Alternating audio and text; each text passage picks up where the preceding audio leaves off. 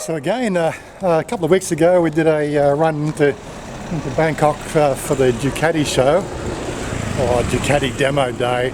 Harley Davidson are doing a very similar one today. It's only for one day, not for three, and I was going to head out in there. But looking at the weather, I'm watching it for the last hour and it's been threatening to rain, and as you know, as soon as God, shut up! And as soon as you get on a bike, it will start raining. So I'm erring in the side of caution to get a taxi in. It's a double trip, so it's a BTS into Saladang, and then it's the MRT out to Queen Citizen Building, and then about maybe 500-yard walk. Sounds pretty cool to me. And so look, if you want to come along, then just follow along. Don't forget the like button, like, and of course, if you're not already, don't forget to hit that subscribe. Oh my God! Don't forget to hit that subscribe button in a few minutes.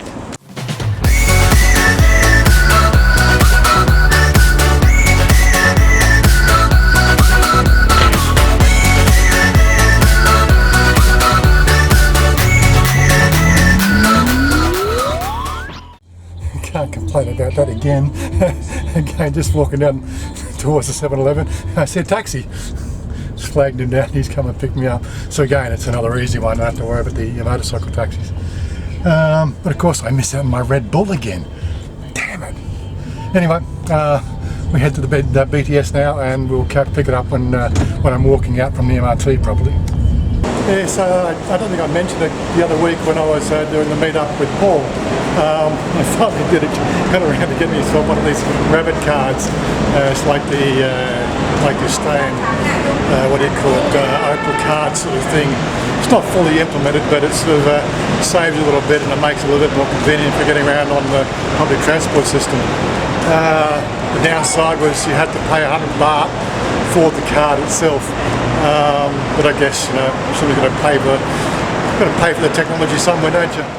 Well, there you go. So I have the nice smart card type system called the Rabbit card, which gives me thinking it was like the thing that was going to be the thing to simplify all public transport. No, you get on the MRT and guess what? They've got a different system, and it's not accepted. Now, who came up with that brilliant idea? Only in Thailand, I guess.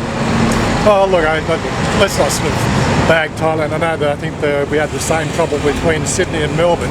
That's two different cities before the Opal card was fully implemented. But seriously, that was what, 7-8 years ago? Yeah, I guess, you know, this is how far behind the times we are here in Thailand. You know, independent bodies making their own rules and nobody really standing up to them. You'd think people would actually get smart about their helmet use, but yeah. Well, we're right in the middle of Bangkok now, or to the southern side of the centre of the city. We're going to walk up here about 500 yards to our next location.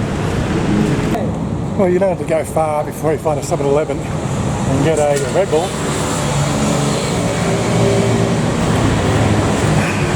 Love it. And here we are at the Harley Davidson Metropolitan Bangkok. Okay. Now, just giving you a bit of an idea, just around the corner here is the Flow House where we came to drink that craft beer. It's just around the corner here. Yeah, so we're roughly in the same area. Let's go and sort of see what's going on. And so here we are at the front. Here we have a lovely Harley Davidson. I guess this is the 107. It's got the 107 on the side. Haven't found anybody yet. Everybody looks like this is the Fat Bob. 1,300,000 baht. There is a 1,309 version as well. Yeah, but 1,300,000 is the starting price on that one. I'd love one of those. And before everybody gives me sort of, you know, a lot of cheek about Harley Davidson and everything else, yes, I'd love one, but I'm not a millionaire. I know people think that I've got more money than I can poke a stick at, but sorry. Yes, that's the thing. So, you know, like the Harley Davidsons are probably the elite motorcycles in the motorcycling world, and I quite appreciate that. Their reputation goes back more than 100 years. I think the first one was 1913, wasn't it? So they've got 100 years experience. What can you say?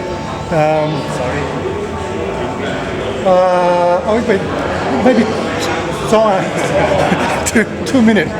Sit nati, 10 minutes. Song ma nati. Yeah, so although I have the Kawasaki, I love my Kawasaki, and you know, for the price, it's a good bike, and quite frankly, it gets me around the place. And again, I managed to get here without getting wet, so I could have ridden in, but then again, you know, like the weather's so changed this time of the year, I'm probably likely to end up just as wet on the way home as I did when I went out to the Ducati show.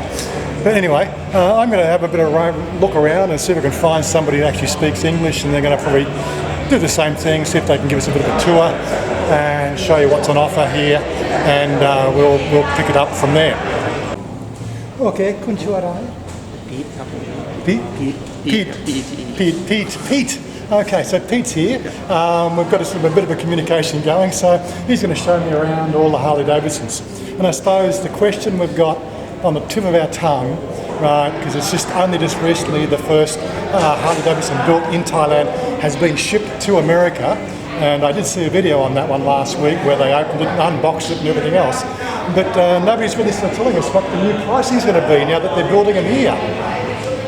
So we'll see if we can catch that in a minute.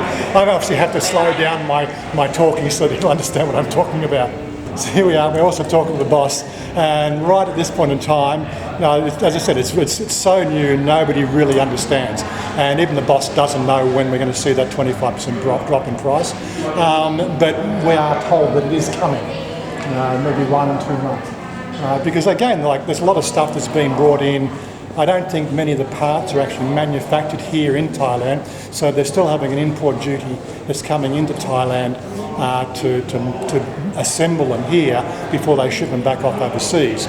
So there will be a bit of time before we'll see a drop in price. They are saying about 20 to 25% reduction in price across the board for the ones that are actually made here, but nobody really knows. It's still a bit of a mystery, and even the owners of the Harley Davidson distribution, either they've got to keep their lips shut about it, or they just simply don't know.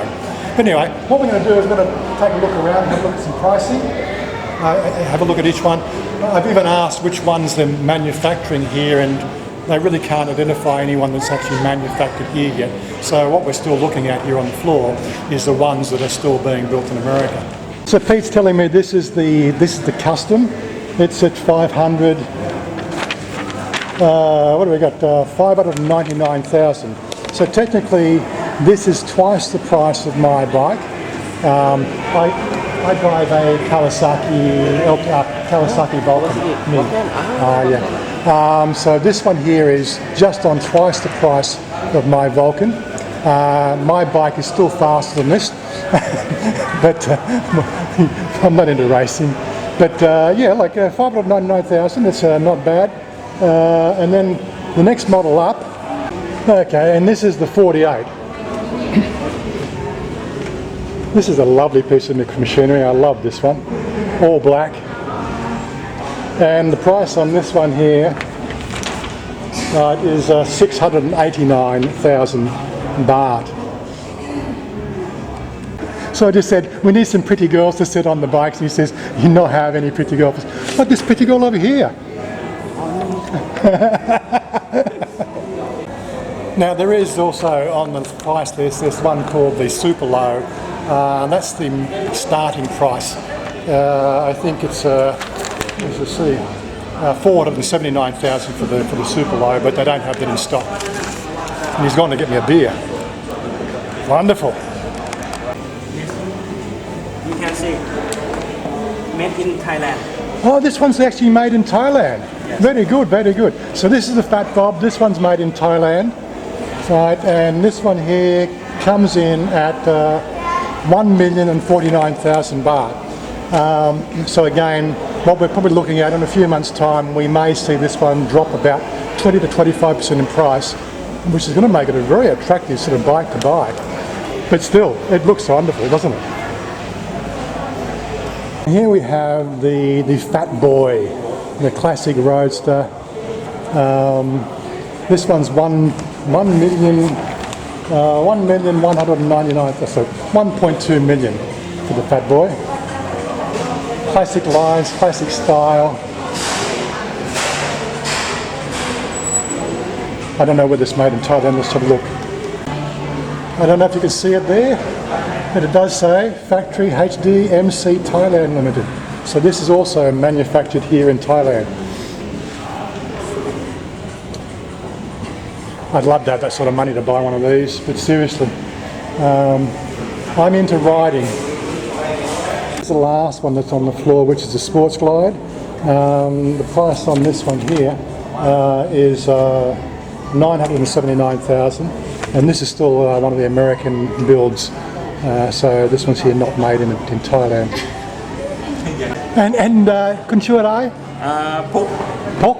Yeah, and he's brought me some pizza. Yeah. Pineapple. I think I have pepperoni. Recommended. Yeah. Recommended. Yes, I love pepperoni pizza. Yum. So we're just saying, he's bought himself a Harley Davidson, it's 2004 model. Then it was second hand. He paid 300,000 back in 2004 for that one, and he still drives it. So you're getting a good. You like your ride? It's a good ride. Yeah. That's obviously an option that you've got when you're coming out here. You don't have to buy a new one, but you can look at some second-hand ones, and they do have a pretty good resale value. And I just got to look around. Now, look, when we were out at D Big Bike out in was it Kachanam Pisek, Tonon Kachanam Pisek, out near Bangkok.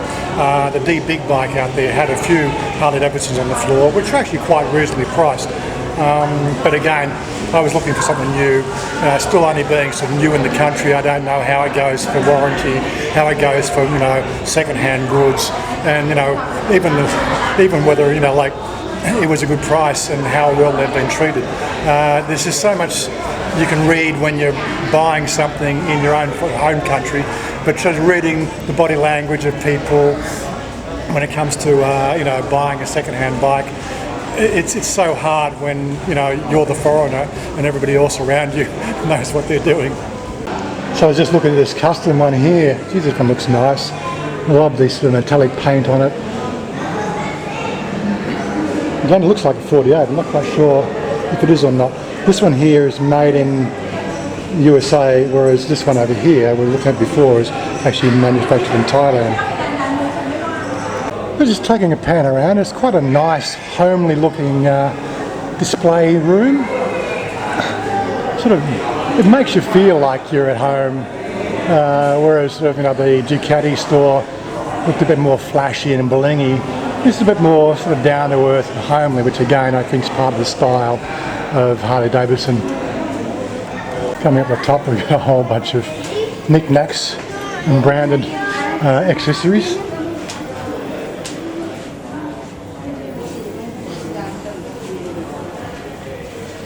And again, these are all genuine. Of course, one of the disadvantages about Thailand is you'd love to wear leather. It just gets so damn hot. Factory bling, tank and fenders, 95,000 baht. Again, seems to have a pretty good range of accessories. And branded clothing.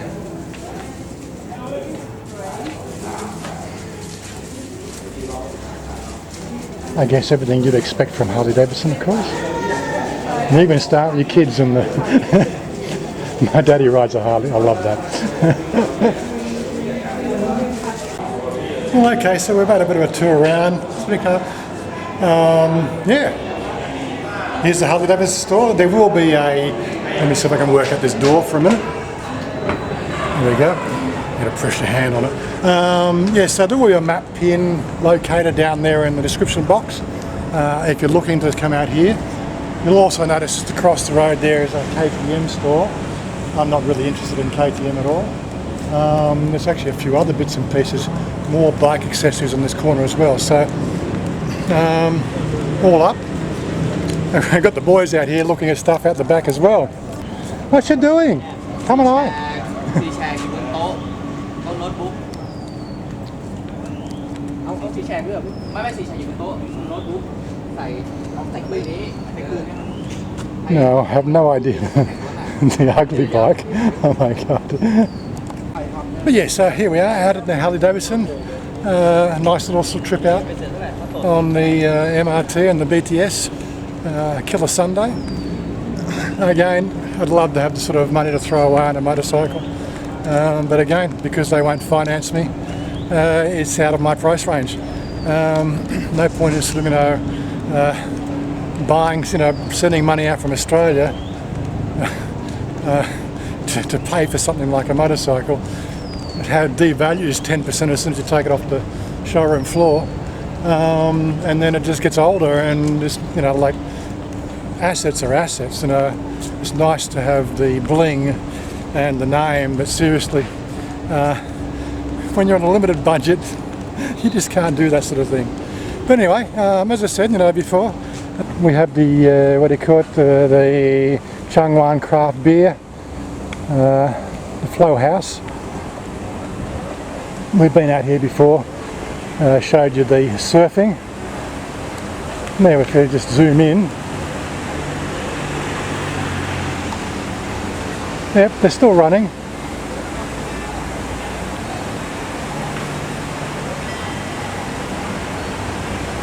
Sorry if I can't get the camera still, sorry.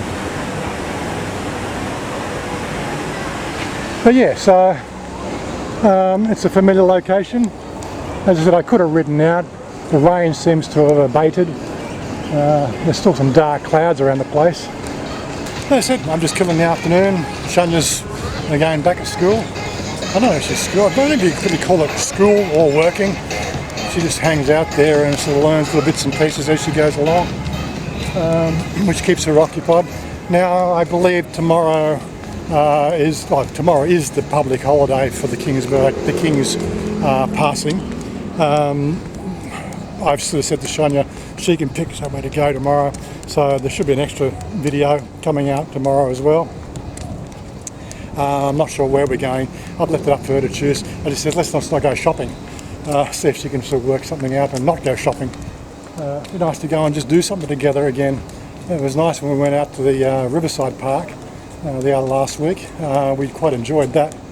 So let's see if we can find something else to do. There's always something to do. It's just obviously, I'm just sort of over trying to pick these things. She lives here. She should be able to make those choices as well. Anyway, we'll find something to do and we'll make a video of it. Anyway, well, I need to make my way back to the MRT and the BTS and head on home. Hope you enjoyed that one, guys. Don't forget to hit that like button. And if you're not already, don't forget to hit that subscribe button. And we will see you in the next video. Bye for now.